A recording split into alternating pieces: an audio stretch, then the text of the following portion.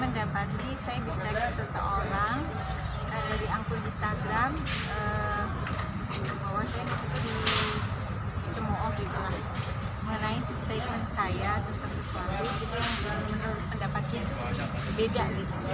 Nah tapi saya di situ dibully habis-habisan dan menurut saya juga tidak senonoh karena dia menampilkan foto-foto gambar saya di masa lalu dibandingkan dengan saya yang sekarang. Paling ini ada gitu. Nah saya sempat shock, saya suaranya gedein dikit Pak. Iya.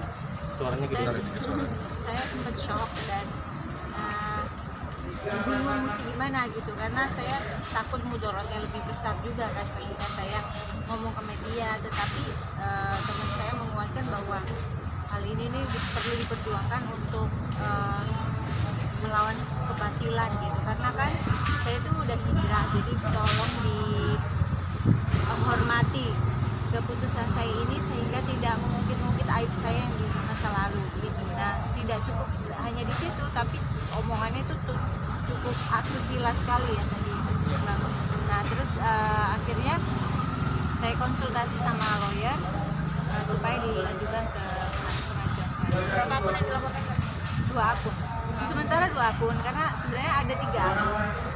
Yang satu itu akun itu tidak menampilkan foto saya masa lalu, cuman kayak menjelek-jelekan saya juga, dalam narasinya itu buruk, tetapi tidak comparing saya. Jadi menurut saya itu nggak bagi saya kalau cuman omongan aja nggak masalah lah, tapi kan karena ini menyangkut harga diri saya gitu, nama baik saya juga, ya saya cukup apa namanya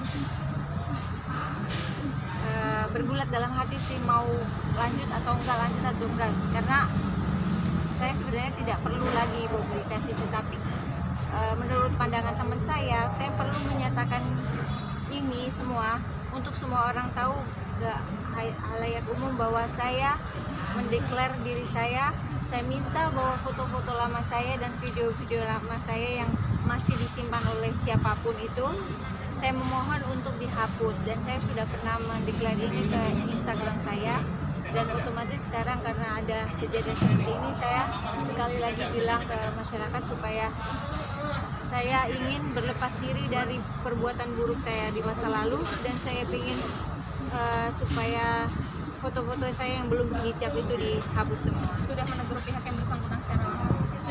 Sudah langsung saya kasih komen di bawahnya, tetapi malah saya diserang di berbagai sisi yang akhirnya saya dibully ya. Membawa bukti apa aja Mbak Faifi untuk buat laporan? Screenshot dan printan dari akun tersebut ya. Selanjutnya saya serahkan ke Mbak, setelah melakukan peneguran apa maksudnya dari pihak mereka tanggapannya seperti apa? Ada permohonan maaf nggak sih? Belum ada ya, justru saya tetap dibully karena dia tetap lanjut dengan pembuliannya itu. Untuk itu saya melempar ke hukum gitu. Ada berapa pasal yang tetap dilaporkan? Ya, terima kasih teman-teman saudara media elektronik maupun media sosial. Kebetulan hari ini kita mohon maaf agak terlambat untuk melakukan konferensi pers.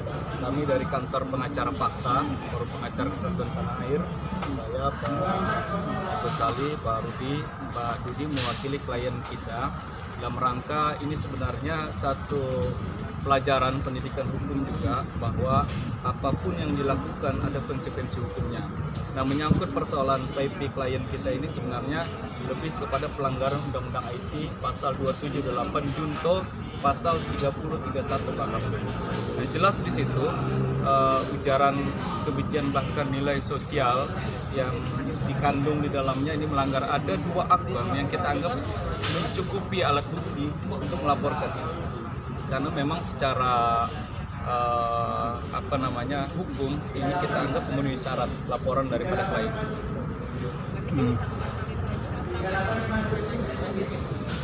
Ya, ada beberapa pengembangan, makanya nanti tergantung daripada penyidik akan mengembangkan dari laporan klien.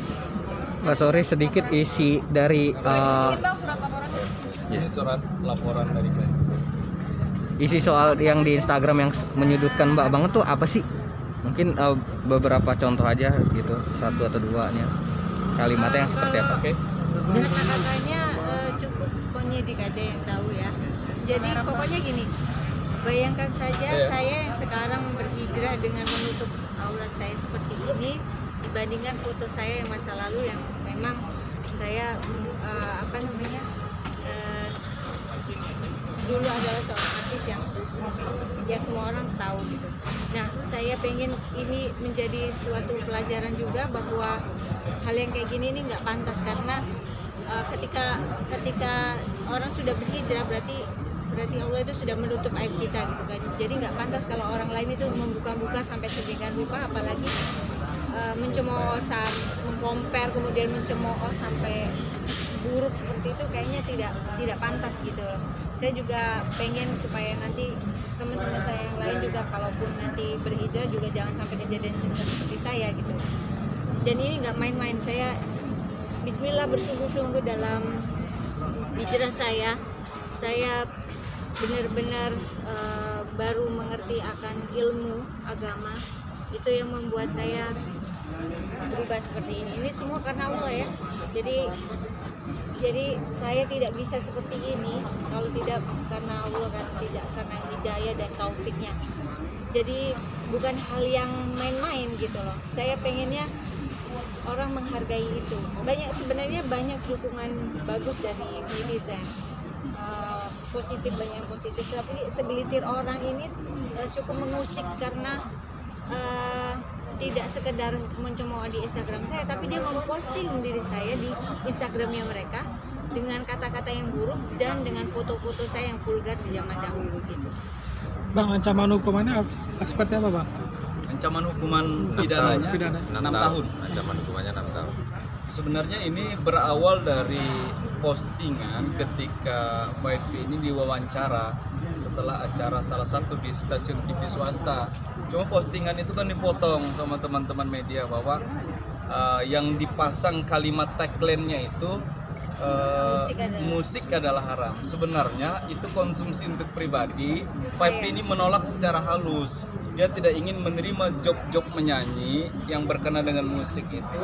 Dia mau cari job-job lain yang dianggap secara norma-norma agama tidak bersinggungan dengan paham apakah itu diharamkan atau disunahkan seperti itu. Jadi bukan